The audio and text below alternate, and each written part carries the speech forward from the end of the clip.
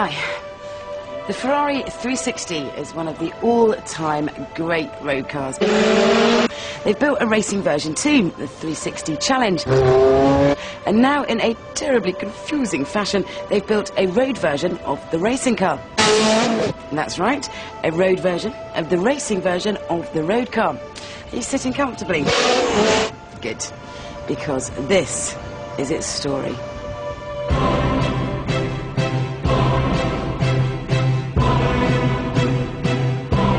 Think of the Challenge Stradale as a 360 GTI, a sportier car with a more direct connection to the track. The little details mean you never feel far away from the Formula One team. Even this shade of red, Rosso Corsa, is the same as Michael's. The price? £130,000. Which is 30 grand more than a standard car. So, what does that extra money get you? Well, actually, it gets you a bit less. A bit less weight, that is, thanks to a few materials that fell off the back of an F1 lorry. In fact, there it is in the background. They give you carbon fibre door panels, remove all the carpets, fit carbon ceramic brakes, and even titanium wheel bolts. Underneath, there's a dual-layer floor with F1-inspired holes and fins to tidy up the airflow. The keenest viewers among you will have noticed the slightly longer nose, the slightly modified sills, the slightly lipped boot, and the fact that the rear is slightly higher than the front. All of which aids aerodynamics, but perhaps the best modification is in this window, you know, the one with the view. By tweaking here and there and painstakingly polishing the inside of the engine, Ferrari has managed to massage power up to 425 bhp, which means 60 in 4 seconds. That's a whole half a second quicker than your mate's stock 360. Show me the keys. So it's lighter, it's more aerodynamic, it's faster. But is it any better?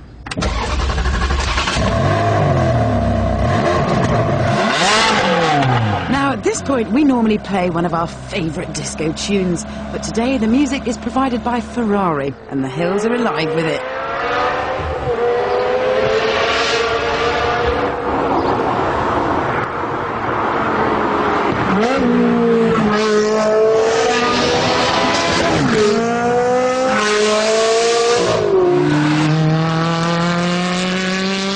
I suspected the sports exhaust would become rather wearing, the stiffer suspension would be jarring, and the paddle shift gearbox would be as jerky as all the others. But I was wrong. The ride, as expected, is on the harsh side, but only when you go over the worst surfaces. The rest of the time, the suspension and the balance of the car work really well together. So well, in fact, that they often tempt you into corners at very naughty speeds. Now, I defy anybody not to fall in love with that engine. Oh, it's just delicious, proper race car stuff, and you end up revving it just for fun.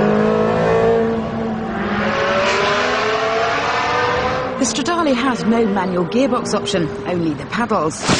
Check out the longer lever on the right, which is easier to reach for those quick up changes out of hairpins.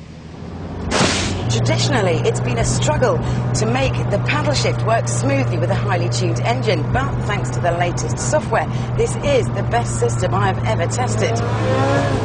See? No jerks. Oh.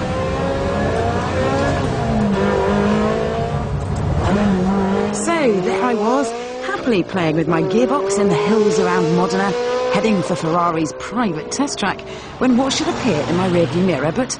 scoop! The new Ferrari 456 in full-on secret testing gear.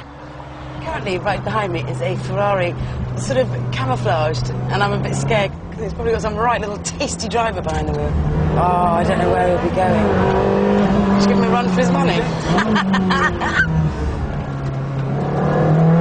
Nothing focuses the mind quite like being chased by a test driver who knows the roads better than you do.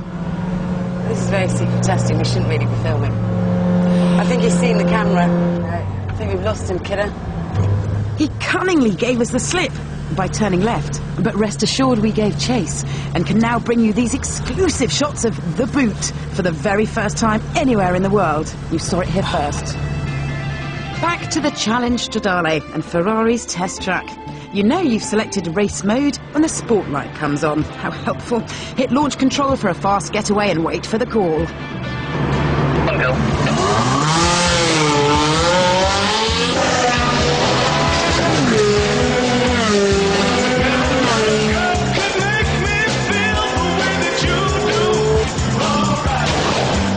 Tiff had warned me the stiffer suspension would make the car twitchy and hard to slide.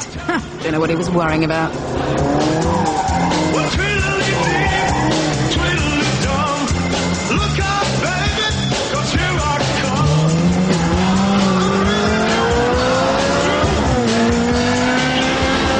Mission accomplished. To be honest, only dedicated Ferrari race nuts will get value for money from the extra 30 grand over the standard 360. People like Ferrari F1 boss Jean Todt, who asked for the very first one. He also ordered the optional hand-painted stripe that costs a whopping £3,000 on top. Mamma mia.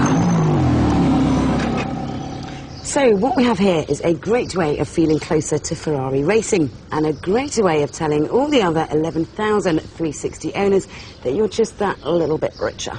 I love it, but